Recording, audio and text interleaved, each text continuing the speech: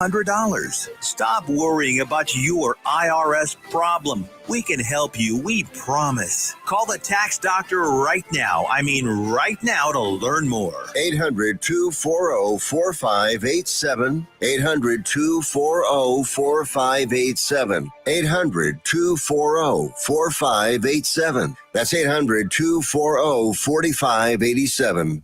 Why have thousands of aspiring authors teamed up with Christian Faith Publishing to publish their book? Because Christian Faith Publishing is an author-friendly publisher who understands that your labor is more than just a book. We provide authors freedom and flexibility throughout the publishing process, professional book editing, award-winning design, and some of the highest royalty structures in the publishing industry. And as always, you will retain 100% of the rights to your book. I was looking to find a company that I could trust, one that assisted in the editing process completely. The most important qualities that I was looking for was a publisher who was honest and upfront, no hidden costs or fees, and owning the rights to my own work. Christian Faith Publishing will publish, market, and sell your books in all major bookstores, online booksellers, as well as specialty Christian bookstores. Call for your free author submission kit. 800-978-4812.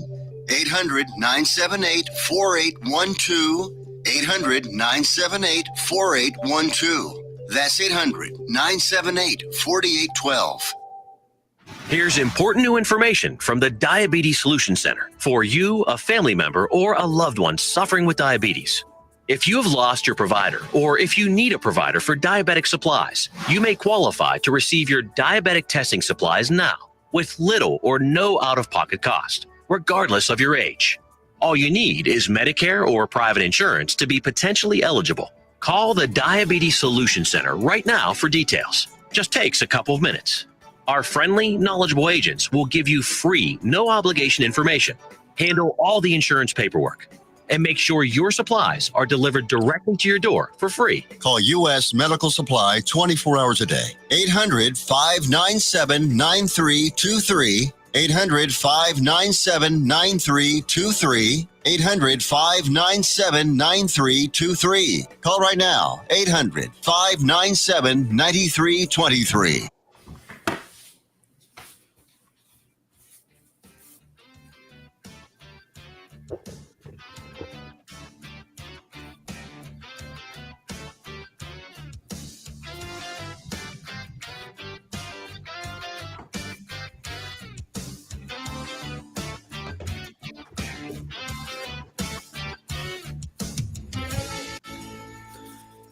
Hey everybody, welcome back to Game on NTX, Local Heart, National Pulse. Today's show is brought to you by Ensemble Co-working, Fort Worth's hub for private offices, co-working, meeting space, and virtual mail. Find your perfect workspace at ensemblecoworking.com. Bill, my man, what's going on? Oh, not much, bud. Just out here living the dream, you know. Living the dream one nightmare at a time. That's all Yes, we can sir. do. Well, let's talk about some Texas Longhorns, some Texas Rangers, some Dallas Cowboys. What do you say? And let's get into some picks later in the show. Let's do it. All right. So let's open it up with the Texas Longhorns, who have been mediocre, MEATYOKRE. That's the best way I can explain that. Oh no, man, we got spelling contest. That's Yeah. yeah. I spell better than that for sure, but their offense is not better than that at this point. Defense is elite still. Dude, Arch is just not good right now, and I just think he's got a case of the yips. You know, he does not look like the same quarterback that flashed at times last year against Mississippi State and ULM. He runs the ball very well. Yeah. But as of right now, he's just off. There are people saying he's got an injury. He doesn't have an injury. I don't believe so. Because the Manning family would not let him play if he had an injury. Yeah, I don't believe he's injured. I just think he's got the yips, dude. It's not that he can't do it, because he's proven that he can. Yeah. Because every one of the teams that he's played this season outside of Ohio State has not been better than Mississippi State was last year. No. And he torched them. I think he only threw in 3 or 4 incompletions during that game, and he just does not look like the same kid. I think he's going to figure it out. I really do.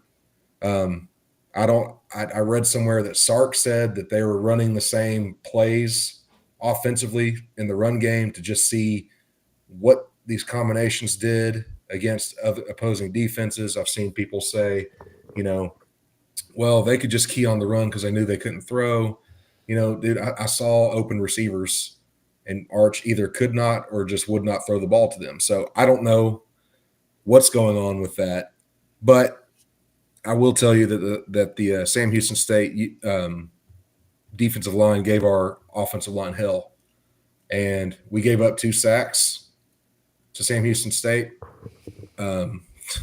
Dude, I don't know what the problem is, but similar and Texas fans are upset, and reasonably so. Yeah. Because this is not what the bill was sold to us, And at times, Sark has this all gas, no brakes, and it looks the opposite, right? It looks like all brakes, no gas at times. Yes, sir. It does. It absolutely does. And I don't know how you go from the flashes we showed last year to John. He didn't even complete 50% of his passes. That was. I mean, I know he had 2 rushing touchdowns and 1 passing touchdown, but if he didn't have the last name that he had now, he'd be lucky to start for a Big 12 fledgling program. Bottom dweller. Because he's just, I don't know what it is. We've got one more game before we have to go to the Swamp and play Florida. Yep. And I guess we're lucky that Florida's not doing great right now. Yeah. Billy Napier's on the hot seat, and that could be we could win that game 10-3 because Florida can play a little defense, but they can't score. They keep turning it over. Yeah, I think Lagway had 5 interceptions. 5 picks. That's awful. You think about I feel bad. Honestly, just a little side note here. I kind of feel bad for the Florida fans a little because the last 3 quarterbacks they've had, significant quarterbacks, were Emory Jones, Anthony Richardson, and now DJ Lagway. Those people have seen a lot of interceptions over the last several years. And I think before the season started, I don't think anybody would have told you that DJ Lagway was going to be towards the back, or Arch Manning for that matter, would be towards the back end of the quarterback rankings for the SEC, if not the country. Right? I mean, if you throw 5 interceptions in a game, what the hell, man? What are you seeing? I thought personally, DJ Lagway was going to be a top 3 quarterback in the conference. I really did. I had it Nuss, I had it Arch, and then I had Lagway in there somewhere, right? Yeah. And I had Lenora Sellers in there as well.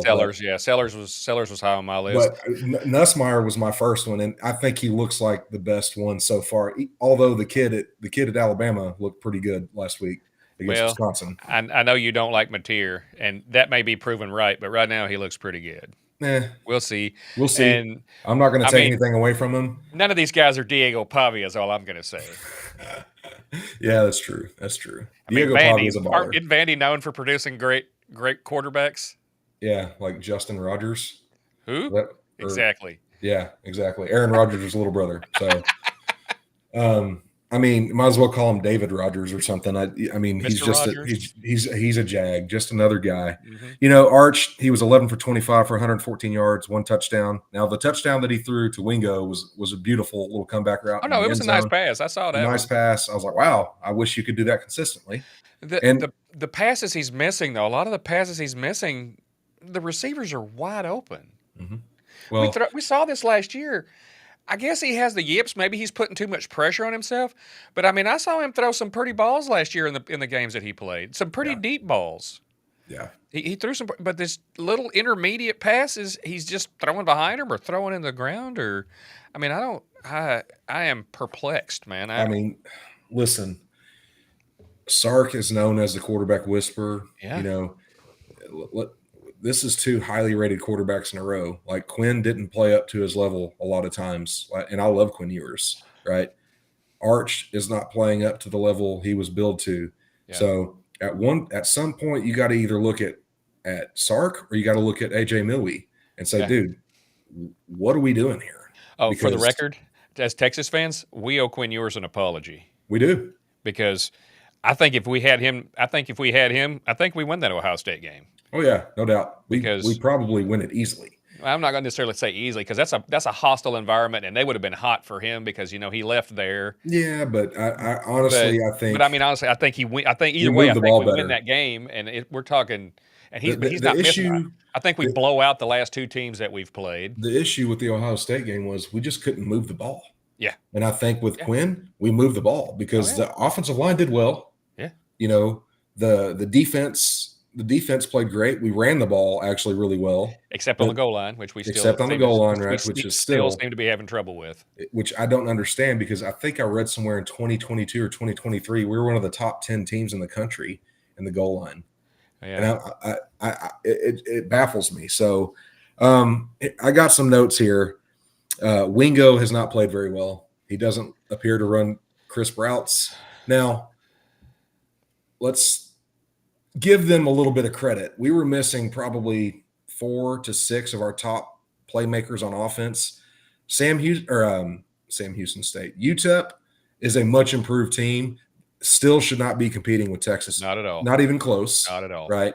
The worst case scenario should have been similar to the San Jose State game last week because I think San Jose State is better than UTEP. Yeah, no, they are. I would agree with that. But, you know, we've seen like the interior of the D-line played great. You know, those guys generated a lot of pressure on the quarterback. UTEP's game plan was not to hold on to the ball because they couldn't, right? Yeah. As soon as they snapped the ball, they had pressure in their face. I'm not the least bit worried about our defense, other than the fact that they might be on the field a lot and they might get worn down. Yeah. But you give them regular time, you know, where they don't have to be on the field the entire game. They're gonna cause problems. Texas will be in every game because of them. You know what I've noticed about the Texas defense? I've noticed that the D-backs in particular are enormously physical. Oh, I love it. And you know who you can attribute that to, right? Oh, yeah, that's Dwayne Akina. Dwayne Akina all day long, baby. Yeah. He's a mad dog, man. I'm so happy they brought him back. I think that was I am too. I loved him when he left. I almost cried when he left. He coached Thorpe Award winners and you know, multiple. He put DBU on the map. So many great players to the league. You know, Wisner, he's out. I don't think they've really disclosed what's going on with him. I don't know if they're resting him. But I've got a theory here, right? Baxter kind of had a hamstring issue on the first snap. It just kind of seems like our offense is snake bit from the jump, and it's happened a couple times here. But you know, Wisner didn't play. Baxter got hurt on his first snap. I don't think it's any. You probably don't see him this weekend. They're going to have him ready. They give him as much rest because at that point you're talking about almost a month of rest before the Florida game because we've got Sam Houston State this weekend, and we've got a bye. Then we got Florida, and then down go the Trailer Aggies. But it's a new one, buddy. You broke a new one out on me. You got me there. You got me. In case you guys were wondering, I am not a fan of Oklahoma whatsoever. I don't even want to give Mateer his flowers yet. We'll talk about that in a minute. I've seen Wingo have some drops. The offensive line was bad. We already talked about that. We were 2 for 5 on 4th down, 5 for 16 on 3rd down. We only had 340 yards of offense on 81 snaps, and the offensive line gave up 2 sacks. That's not good against UTEP. That's embarrassing. D-line played well. Linebackers played okay, but the DBs were phenomenal. Yep. Special teams, great. The kid we got, the Aussie we got punting, Bomeister or whatever. He's fantastic. We've got a kicker that doesn't have the yips thus far. Nice. Knock on wood. In closing, right, coaching has got to be better. Now, I'm not going to bag on Sark too much because there have been receivers open. Oh, yeah. But I'm calling out Kyle Flood. You are one of, if not the top offensive line coach in the country. You're in year, 5 now? 4, 5? Yeah. You're in year 5. You've got your guys. These are all your guys that you recruited. Oh, yeah. Like, I need to see something here. Like, I know Connor Stroh's a massive individual. He's a grizzly bear. He puts his hands on you. That's great. His footwork is shit. Oh, no. Shit. If you got a quicker defensive tackle, they can get inside him or get around him every time. Yeah, I mean, there's no excuse for that. He's not quick enough to adjust to the twists and the stunts. And, it concerns me. I know he's a smart kid too. Yeah. He's just big. I feel like he's a big, powerful kid, but I feel like mobility wise, he's very limited. Yeah. And you can run some games on him and really screw up the timing. people said he was a tackle coming out of high school. When I watched him in high school, he was big, he was physical, he was a mauler. I was like, that's a guard all day long. Yeah. His feet are not good enough. He doesn't move fast enough. He's just a big, powerful dude. And I think he's a power lifter. His feet still aren't good enough to play guard right now, John. Not at this They're level. not. Not at this level. They're not. They're not. And at this level, like maybe it would fly in the Big 12, right? Against most of those teams. It's not going to fly in the SEC where every week you're playing a guy that's probably going to be in the NFL next week. Next season, and that's just the case, and that goes from Mississippi State. You pick the worst team in the SEC. There's a NFL caliber player at every level on every spot in that team, except for maybe special teams, right? Yeah. But I'm not saying they're all going to be first rounders, but there is NFL talent on every team in the SEC, bar none, right? But here's some numbers, SEC rank wise, right? So we are 9th in rushing per game, at 182.3 yards per game, and then 4.38 yards per carry. I'm not picking on Connor Stroh. He's been rotating in quite a bit with Neto. I think I've brought this up every week. The tackles look okay. Brandon Baker looks pretty good. We kind of knew what the other kid was going to do. Goosby's a freak. They're still honestly they haven't played bad, John, but they haven't played exceptionally well either. And this is not against because I've seen them get beat not often, but get beat by guys that shouldn't. They're going to be accountants in a year or two. Yeah, I mean you're 100% correct. We've got Sam Houston State. They're ranked towards the bottom at everything this weekend. If we don't let's leave it at this. If the offense doesn't get on track this weekend, you need to hit the panic button. Yeah. Because this should be a dress rehearsal, as if the last 3 weren't. This should be a dress rehearsal for your first SEC game. Fact. And that's just it. So that's enough of our disappointing Longhorn. We're talking like this. They're 2-1. They weren't in danger of losing either one of those 2 games. Everything that they want is still out in front of them. Still out in front of them. They just got to improve. And Sark knows that. Yeah. He gets credit from me because he's revitalized the program. He knows what he's doing. No, I'm a fan. Definitely. I'm gonna give him the benefit of the doubt, but we got Arch has to be better. Yeah. Not because we all claim he's the next great thing, but he has no choice. Yeah. You're either going to be better or you're a bust. Yeah. Because there's nobody else on the roster that's ready. Diabell's not ready. I'm sorry, Diabell's not there. The kid from Saraland, I can't remember. KJ Lacey's not ready. Lacey, yeah. Trey Owens isn't ready. No. And then the backup they got, that's just in case of an emergency. The kid from Troy. Yeah, he's a runner. If Arch doesn't improve, man, it's going to be a long year because we're about to, and it's going to be. You waste the caliber of defense that we'll have. It's not going to be good. So no. That's enough of the disappointing Longhorns. Let's talk about the, as of recently, struggling Rangers. They were in both of these games that they lost to the Astros. Yeah. Last night they lost their second straight to the Stros. Kelly was struggling. In the 3rd inning, he gave up 4 straight singles and a double to plate 4 runs. He was pulled in the 3rd inning with a 6-run deficit. Yeah. That's not good. I mean, Kelly had one other game where he struggled pretty mightily, but that's pretty non-stereotypical for Merrill Kelly. He's normally great. The offense did strike out 7 times. Yeah. That's not good. No, I know. We attempted to rally. Cody Freeman hit a solo bomb in the 5th to get us on the board. Yeah. Then Heim came in, hit a big pinch hit, 2-run home run. I thought they were going to get him there at the end when Smitty got on in the 9th. Yeah, they were set up for it. Adolis came pinch hit for Hellman. He singled the first pitch. We fell 6-5. The Astros have a fantastic bullpen. Even though Josh Hader's hurt right now, they still have one of the better bullpens. Oh, no doubt. No doubt. I'll say this, and you can add on here. Basically, realistically, to make the playoffs, we've basically got to go 8-2. 8-2, and honestly, John, I think one of those has to be tonight. Yeah, We cannot. They got get they swept got by they got the Astros one more time. We got DeGrom going. I think we need to get this one. Yeah, I would agree. So I would agree.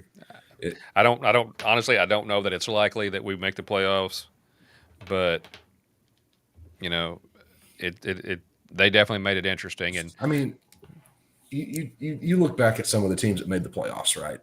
And the most glaring team that I remember that made the playoffs and ended up beating us in the World Series against St. Louis. St. Louis, man, they were 8 games back in the last 2 weeks of the season. Yeah. And they came back and made the playoffs. It's possible. It can happen. The cards are stacked against us. This is what's so frustrating about what the Rangers have been this year. We know how good the offensive pitching or the defensive pitching staff has been. Yeah. The bullpen has struggled at times, but starting pitching, dude, if you go 500 in some of those games, and because we just had no freaking offense. Nothing. We would score runs in bunches, and then we'd go 2 or 3 games, score like 4 runs total. I think there was a period there, and I forget who it was that we were playing, right? There was 2 series where we scored 3 runs in 6 games. Yeah. I was like, ugh, oh my God, man. Yeah. Like, how do you explain that? It's just so inconsistent. It's been a lot better since Brett Boone took over. It has. But,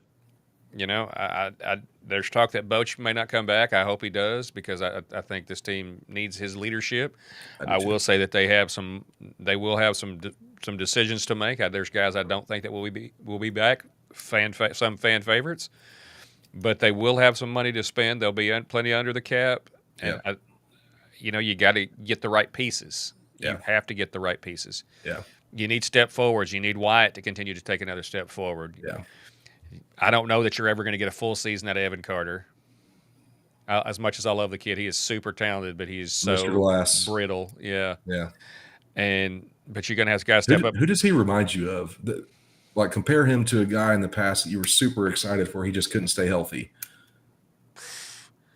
Well, I know Jurickson Profar was an outstanding prospect, but his problem wasn't he just couldn't play. Now he found it later, but that wasn't an injury. Yeah. I'm trying to figure out who comes to mind. Who do you got? He's got all the talent in the world. Now he's not nearly as talented as this guy, but some of the tools that he has outside of the power, you talk about the speed and the base running that he's got. He reminds me of and don't laugh at me because I'm not saying he is this player because this player is still good, but Mike Trout. The dude in injuries basically. Oh, Mike, they've robbed him of a lot. They've robbed him of Mike's super talented. I'm not again. Let me preface this with I'm not saying he is as talented as him, but he's got a lot of the traits that he does. Again, minus the power. He's faster than he was. He's a star in the outfield. He can make every catch. In the outfield. Trout just had a longer track record. He did a longer track record before he started getting hurt. He did. Yeah, and that's the other thing. Carter started getting hurt his second year in the bigs. He came up at the end of 23 and was just big. Helped us get the World Series title. Yep. And 24, the first full season he started getting hurt, and then he'll be like our David Freese, except like David Freese just forgot how to play baseball. Yeah, Evan Carter doesn't not know how to play baseball. He just can't stay healthy. I kind of equated a lot. Now, granted, Tony had, and I know there's all these haters out there. Not everybody loves Tony Romo, but there was a lot of people out there that. But Tony was a damn good quarterback. He was. He really was. His body just let him down. Yeah. Shout out to Charles. The guy went out there and played with a partially collapsed lung. Yeah. Anybody says he's not tough can go. Yeah, he was tough rocks. as nails. He was tough as nails. But his body, finally in the end, his body just completely let him down, and that wasn't through no fault of his own. Just like Evan Carter, I don't think the kid's not tough. I just think his body is his body's brittle, man. You can't play outfield with a broken wrist. No. I think he had hamstring issues. Is that right? Earlier? One of the things that kept him from getting drafted very highly was, why everybody was shocked where the Rangers drafted him was because of his back, because he hadn't been able to play a lot, and teams were worried about that. Texas said, no, we're going to take him. He helped you get a World Series, so we're always going to have that. But yeah, I think if you're counting on him to be anything more than a fourth outfielder, you're gonna be hurting. Yeah, I mean, the whole the injuries aside, we just didn't play well enough in the first 3 quarters of the season. Yeah, no, agreed. And there were a couple times where we had a stretch of 10 games where we played really well, but then we would have stretches of 25 games where we just were not good. And the only reason we were half that good was because Eovaldi pitched his ass off. Nate was phenomenal this year, man. He was It's phenomenal. a bummer. It really is a bummer that he got hurt, but who would have thought that he pitched his ass off? He would have been our clear-cut number one. Wasn't even close. And DeGrom had a decent season. Oh, DeGrom's had a really good season. Yeah, he's just not Nate. And I never thought I would say that, but Nate has been phenomenal. Now, Jack Leiter, I think he's taking a step. That's one thing that we can agree. He's taking a step. He's taking a step, and he looks great. He needs to build on it. He struggled in the 4th and 5th inning this year, which is about when your pitch count starts getting up, and they start getting through the order the 3rd time. That's when they start really keying in on you. And he, he's. I think I heard somewhere that his ERA in the 4th inning was like a 5.48, which is not good. But he's young, man. Like I believe he's a building block for the future. He is. We gotta figure out what we're gonna do with Kumar Rocker. Is he gonna be a starter? Is he gonna be a bullpen guy? Yeah. No, shoot. What I'm excited about. Are we gonna see Sebastian Walcott next year, John? Yeah, I think so. Where do you think he's gonna play? Think you can put him in the outfield? I mean, because Dolly's gonna be gone. Yeah. You've got a second baseman. You've got a shortstop. And we're not going to pay $33 million or however much Seager makes to be a DH because he's good enough defensively. Yeah. The problem that I have here is we have so much money tied up in our middle infield between between Semien and Seager that you really don't have anywhere for him. So is there a possibility that they move him to 3rd and they possibly move Young out to the outfield? Young's not going to the outfield. He's not. His body won't hold up out there. That's true. Maybe move him to 1st, but that would be the only other. I mean, he's great defensively. Yeah. You want to put him somewhere where his body's not going to take a beating, and he's on the corner, right there, and he makes plays. He's got the arm. He's got the defensive talent, but we need him to stay healthy. No, that's a reoccurring theme here with some of these guys. They got to stay healthy. I'm seeing with Walcott, you put him in a lineup somewhere and you let him go. You have to fix your bullpen. Oh yeah, there's no doubt. If you're going to spend big money on something, put it towards maybe Merrill Kelly and get a closer.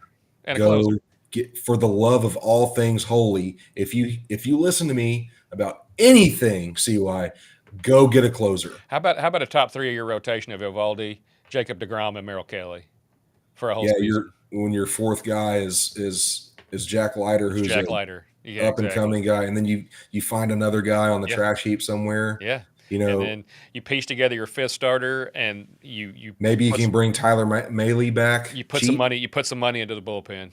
Yep. I mean, you have to. You've got the pieces offensively. It's the defense, So, I mean, I would expect them to make at least one big signing this offseason. It's probably going to be a closer, but I definitely think we see Walcott next season for sure. I hope so. Well, hey, man, when we get back, let's talk about some Dallas Cowboys football. What do you say? Sounds like a plan, boss. All right, brother. We'll be back.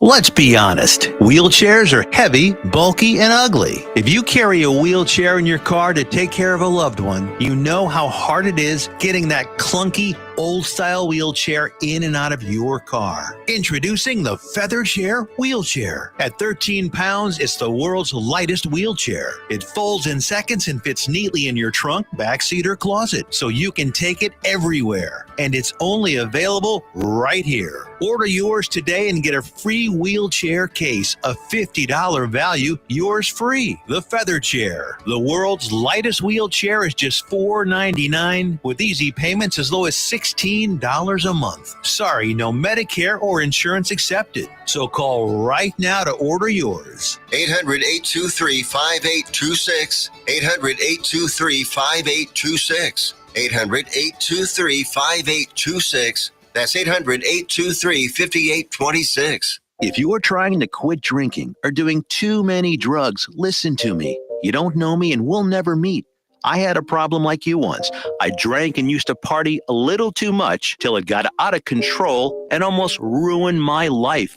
I realized I needed help to fix my problem before it totally destroyed me. If you've tried to fix your drinking and drug problem and you know you can't do it alone, you need to call the National Treatment Advisors. They'll immerse you into a 30-day program to replace your old habits with new habits and totally change your life. And if you have PPO private health insurance, the entire program may be covered. Fix your problem right now before it gets any worse. Get clean. Call now and learn more. 877-247-1581.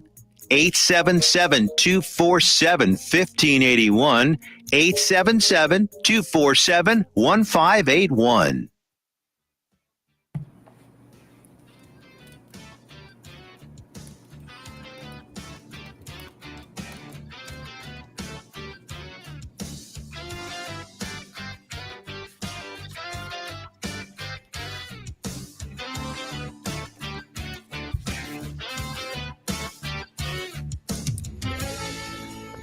All right, everybody, welcome back.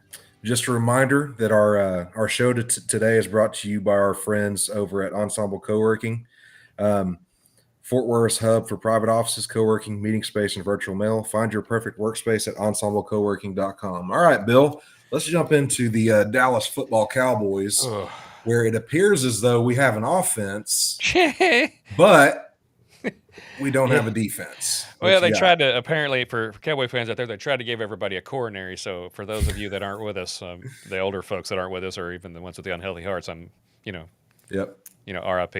Yep. But they were able to pull one out of their butts, despite letting Russell Wilson look like the old let Russ cook days from Seattle.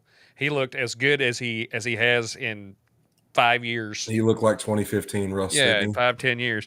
He had 3 TDs and 450 yards. That's an insane. His so many receivers running wide open down the field. That was a career best for him. Oh yeah, and I don't know if it was. I don't know if it was just blown coverages or confusion. I don't know what was going on, but he had so many between Malik Neighbors and Wan'Dale Robinson. I got something on that. Yeah, go ahead. What do you got? Coverages. So, what I noticed watching is Donovan Wilson played a lot of single high safety. That's not his game, dude. He is a box safety. He's a hybrid linebacker slash safety. He really is. Yeah, you're not wrong. When we've got the injuries that we do, it's tough. It's tough. You've got Kalen Carson out. Trayvon Diggs. You could tell that he didn't have the safety help that he was used to, and he did not look. And great. He's not where he was, dude. He's just not. I don't think he's quite healthy yet. He's not. And you're missing Deron Bland more than anything. Deron Bland's a big deal. And then, I've heard a lot of good things about the young kid, Ravel, who is really close to coming back. Well, excuse me. So we need him. We need him back. I know that you've got Bland, Ravel. About it.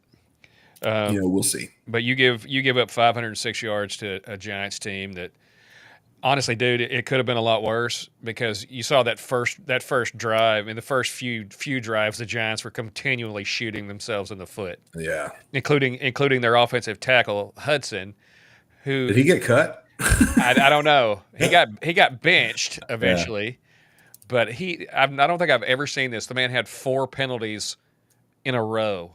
It's 4 plays in a row where penalties on Stupid him. football. Stupid football. And he had a pass rusher getting around him rather than trying to hold him or anything. What does he do? He just full on tries to slap his head off. Deacon Jones, man. Back in the day, John, that works. That doesn't work now. It's not. You can't get away with that. You can't. Especially when you're that large, people are going to see you. Yeah. But it could have been. Dallas could have just been out of this game really quickly, but thankfully the Giants are the Giants, and they kept shooting themselves in the foot with no discipline. But you give up 506 yards of total offense to that team, you got to be embarrassed, and you got to start saying, "Hey, what's going on here?" There is a little bit of help on the way on that front. You said Ravel could be coming back soon. They did sign, defensive end Jadeveon Clowney over the week. Actually, Jerry announced it after the game. Clowney is not what he once was as a pass rusher. He's been in the league a long time. So if you're expecting to see the guy that made that play against Michigan that everybody knows about, that's not the guy you're getting. What you will get from Clowney is he's a solid pass rusher. He's excellent against the run. And you throw him in there with part of a line that you have him, Osa, Odigizua, and Kenny Clark, and pick your poison at other defensive end, whether it's Ezeraku or Marshawn Nealon or Sam Williams. Yeah, you got a pretty solid D line there, and I know it's not the news that all the Cowboy fans were wanting to hear. They were hoping to have Overshown back by maybe Halloween, but unfortunately you're gonna have to wait another month for another holiday. He said he's looking to come back around Thanksgiving. Yeah, but DeMarvion Overshown, we need him. He is an important piece to this team. I've got a couple things about what we've seen. I know that Eberflus is a lot like his predecessor, right? He has guys, and you remember the guy that played nose guard for us. They loved him. They called him the Golden Cock. Oh, Nick. Nick something. Yeah. I can't believe I can't remember his name. He was a big dude, but he wasn't very good. Nah, he was big. He's big. Nick Hayden. Nick Hayden. Right? There you go. Yeah. There you go. So he was okay. I'm not gonna bag on the guy. Yeah. But he got in there and he kind of did the dirty work. He wasn't. Yeah. Didn't make a lot of plays. He just kind of plugged gaps. He is a lot like that. This kid that they brought over from Chicago, man. I don't understand why we're playing him and Maris Leofeld. Yeah, Sanborn. Sanborn, I don't get it. I've seen him in no man's land several times where he's like, "Oh, do I need to cover this guy?" Or, he's just a guy. He really is. He's not good. He's familiar with Eberflus's defense. Maris Leofeld is a freak, dude. I'm on the bandwagon of let Maris Leofeld play more. You have to. I am not one of those guys that says, 2 games into the season, fire that guy. But I'm like, dude, it is criminal that you've got that guy sitting on the bench. I think he only had 6 snaps in week 1 against Philly. I didn't see what his snaps were. It's terrible. It's minimal. They've got to do something different. That is a guy that makes plays all over the field. Agreed. And he tackles, which is something that Sanborn isn't doing. Yeah. So I'm not saying that's the position he plays, but dude, you've got to get Leofeld on the field. That's going to help your defense. And you get Overshown back, and you let Leofeld play a little bit more, and you give me a linebacker rotation of Overshown and Leofeld and Kenneth Murray, and he had a good day. Murray, no, he did. Kenneth Murray played well, and that was a good signing because you didn't have to pay. You're not paying him too much. Yeah. But Damone Clark. You get a rotation with those guys, the linebacker group. That's a solid group. Yeah. Yeah, it's not, first ballot Hall of Famers all over the place. There's no doubt about it that Overshown is our best linebacker, not even close. Yeah.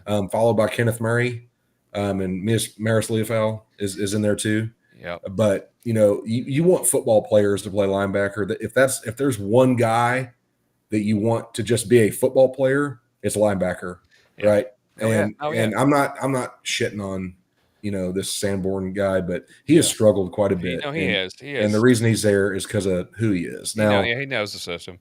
Now, I will say that going back to the Russell Wilson thing, and we're talking defense, a lot of the reason that he just absolutely gashed us and cooked us, there was zero pressure on him. Yeah, no, Zero. we've got to find ways to generate more pressure. We didn't have any in that first game against Philadelphia. Eberflus did adjust and he started blitzing more in the second half and got him off his spot. Mhm. And it was a different. They only had all they had was the field goal. And granted, that's all Yeah. they needed, but that all Yeah. they had was the field goal after they came back after that weather at halftime and the weather delay. Yeah. But honestly, man, you talk about the guys that they have up front now. You get Demo back, like I just mentioned. Ravel, if the Ravel kid comes along and Mhm. he's as good as they think he can be, or even close to as good as I think they can be, you put him. You've got Deron Bland, who he will get. He is still an elite player, I do believe. And if you find you a decent safety back there, play center field, then I think you've got the makings of a really talented defense. Yeah. You, that There's brings me. one thing.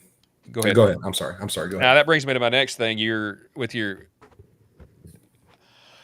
gave Tyler Smith a lot of money this last week, and rightfully so. He's one of the best, if not the best, in the league at his position. He is an elite athlete, great technique, plays nasty.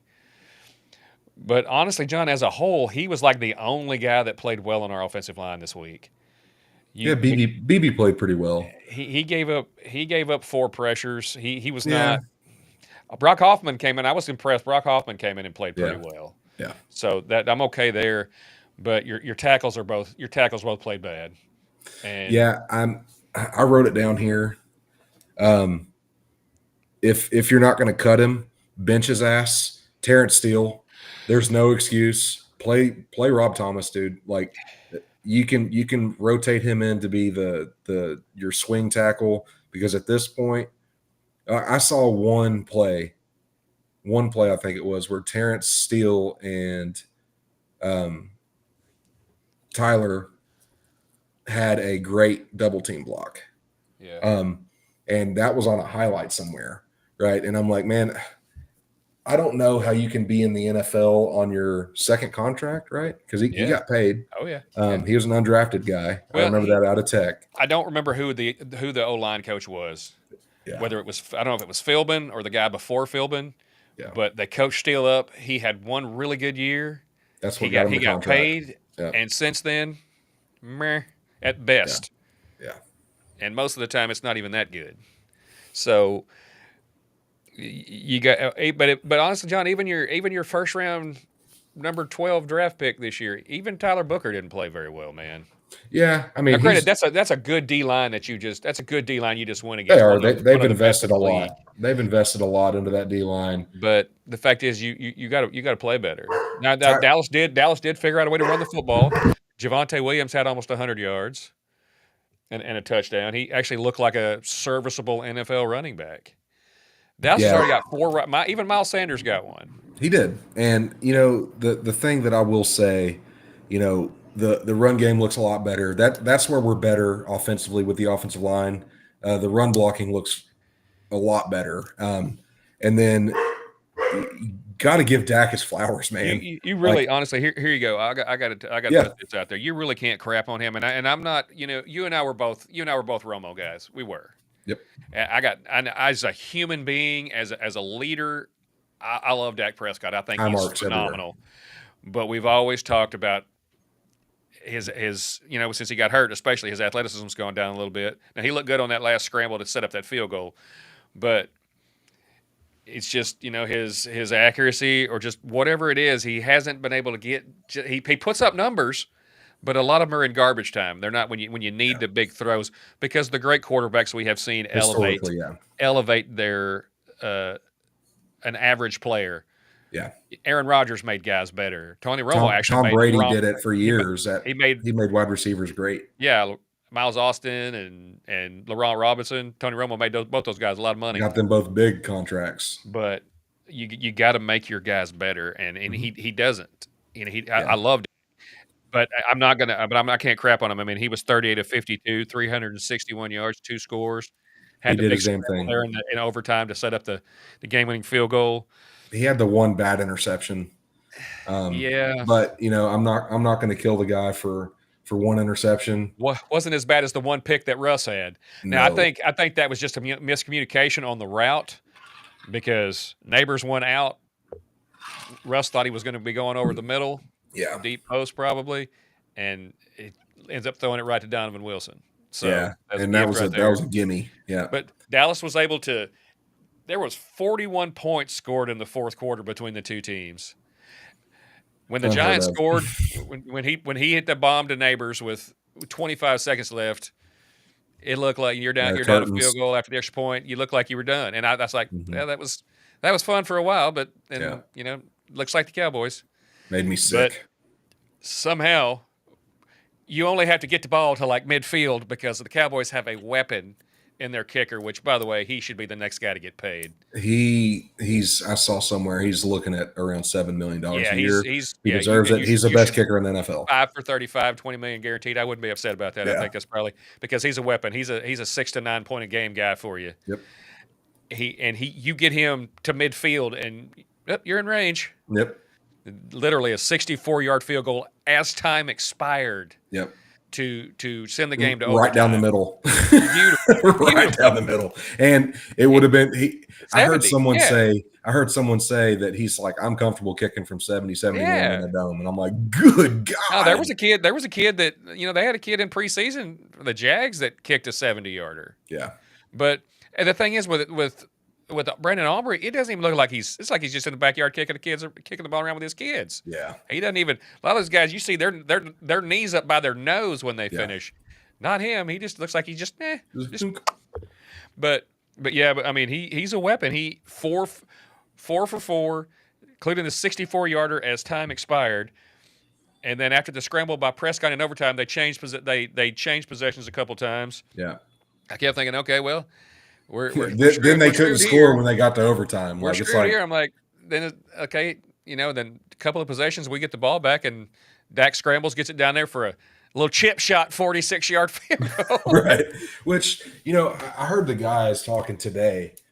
I can't remember if it was on KNC Masterpiece or not, but they were.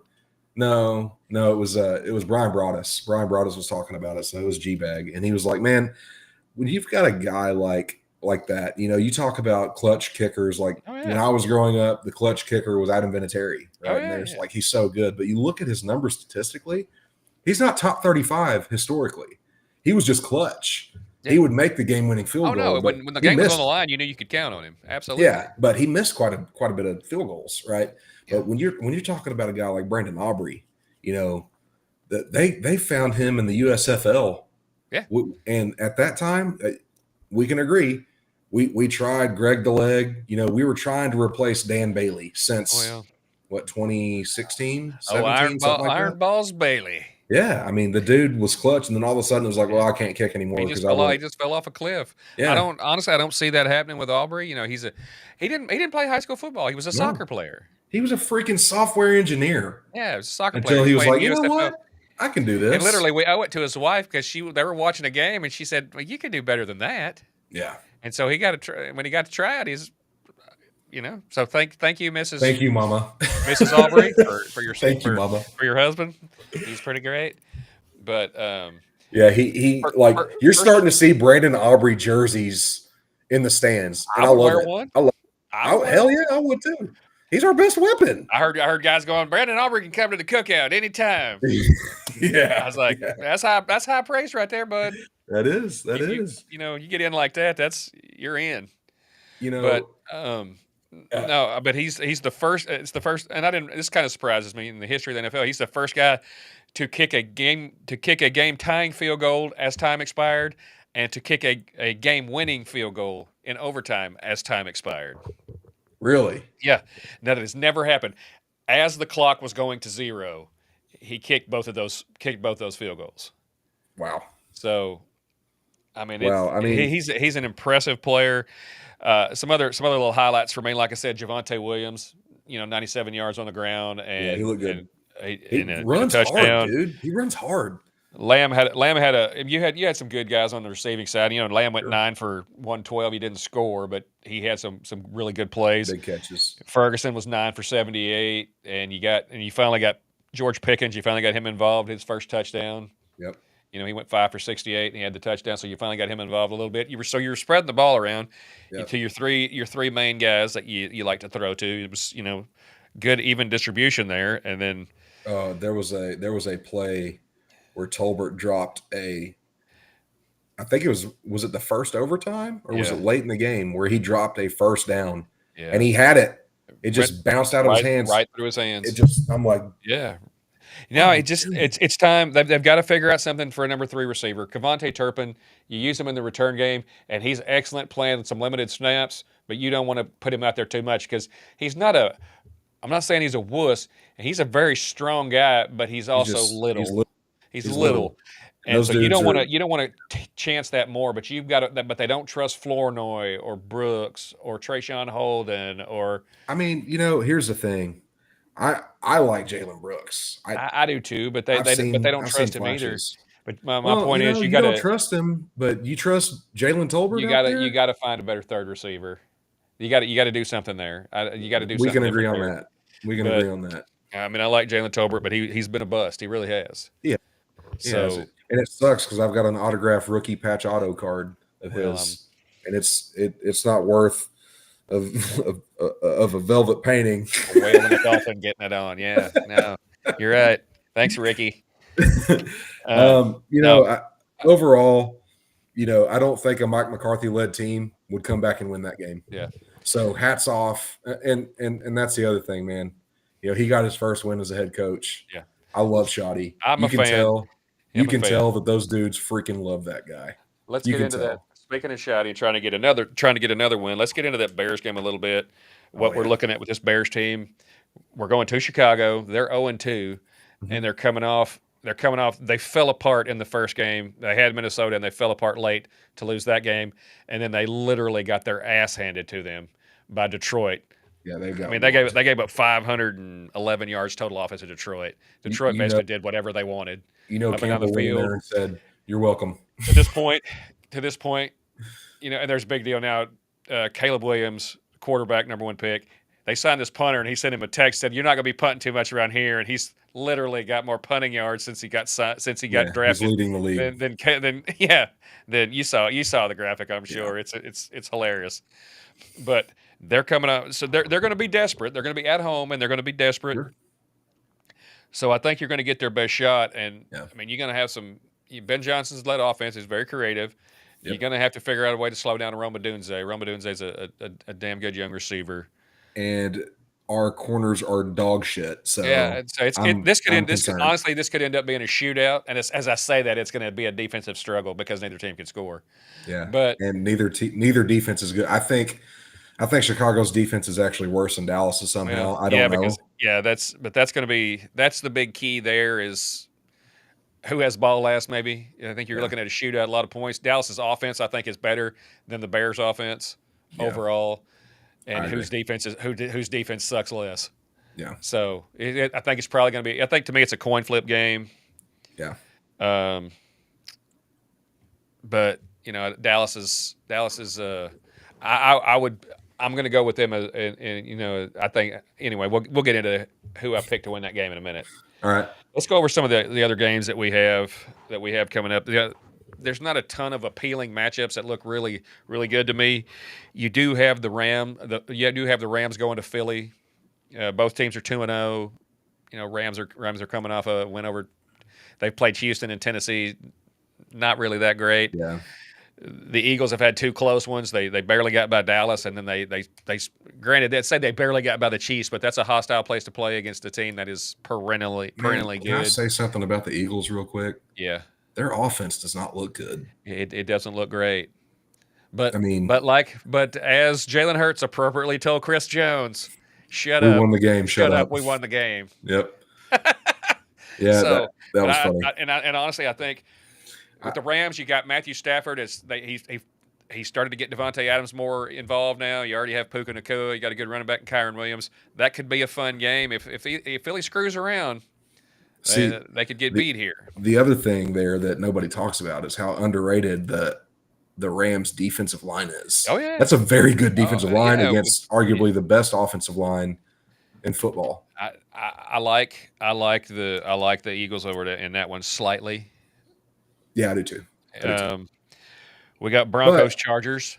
Broncos should be 2-0. They should. But they blew it. They had a game. Final play of the game. Indy kicks a field goal. They miss, but there's a penalty on Denver. They tried to use leverage, which is illegal. Colts get to line up and kick it again. This time they kick it and they win. So somehow the Colts are 2-0. I have no idea how, but Denver is going to try and get back. But Denver's got a hell of a test here. They're going to the Chargers. Yeah. And I just think that both these teams are tough. Both of them are physical teams. I just think the Chargers. I think they have too much. I agree. I think the Chargers. Keenan Allen looks 28, not 48. I kid. He's not that old, but he looks like a younger version. You got neither one of the backs have played exceptionally well, but you got two good ones. Yeah. I think that Denver's going to struggle to score on them. Yeah. So I think we both got San Diego in that one. I think the Chargers end up winning the West. I do too, honestly. My favorite game for the weekend, though, is probably going to be Lions and Ravens, two teams that I do enjoy watching greatly. You know how much I like the Ravens, and the fact is that I don't think the Lions were as bad as we saw in Week 1, but I don't think they're as good as we saw in Week 2. No. But and just like the Ravens' defense is not as bad as we saw in Week 1 because they're not playing Josh Allen every week. Correct. But I'm gonna give the slight edge here to Baltimore playing at home. Yep. I think that they're going to have a little bit too much, and Detroit's going to I think they're going to have a hard time containing Lamar Jackson. I agree. And the Baltimore defense is physical, and they got guys that can cover, and they will beat you up. Yeah, they will. That's the ball they play. They play bully ball, and I love it. Honestly, I do. You got Derrick Henry running downhill, bludgeoning you. Yep. For 4 quarters. That doesn't. It's not appealing. Yeah. But sign me up for no. No. Yeah, big bag of no on that one. Let's get to the. Now let's talk about this game. Like I said, I think with the Cowboys and the Bears, this is the last game that we're going to pick this week. Yep. I think both defenses are terrible. Mm-hmm. Bears may be slightly worse. Yeah. Chicago has some offensive weapons, and I think they have a good scheme, but I don't know if their trigger man I don't know if he's the right guy. I don't know. It's still I'm going to give him this season, but if he hasn't done anything by the end of this season in that offense with the weapons he has, then it might be time to cut bait there. Talk the B word. Yeah. But I think Dallas's offense, I think they found something. Yeah. I think their O-line has to play better. They do.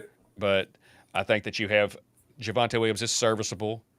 I would like to see Jaden Blue's got I'm hearing it's fumble issues in practice. It's not consistent in practice. He got to figure out a way to get this figured out because he can really help this team. I don't understand the fumbling issue because he had the fumbling issues in college too. Yeah. Like he lost you the Washington game in the playoff. But until then, you're going to roll with Miles Sanders as your backup, which is not terrible. No.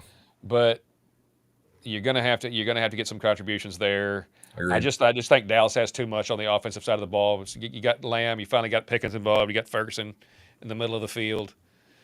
I think Dallas is just going to make enough plays on offense to win the game. I agree. And I'm not saying that Dallas has to be after 9 games. Dallas has to be no worse than 7-2 if they have a chance to make the playoffs. But Agreed. We'll see how it goes, John. We'll see you guys next week. Thanks for joining us.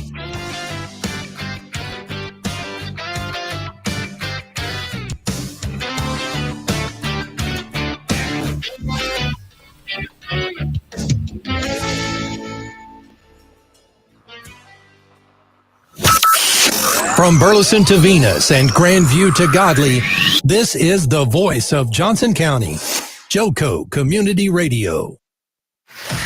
Attention all business owners and creative minds. Do you need a unique and personalized touch for your products? Look no further than Romika Laser Engraving and Custom Designs. I'm Ron Phillips, co-owner of Romika Designs. We offer custom laser engraving services for a variety of products, including promotional items and corporate or personal gifts. With state-of-the-art equipment and a team of skilled designers, we can engrave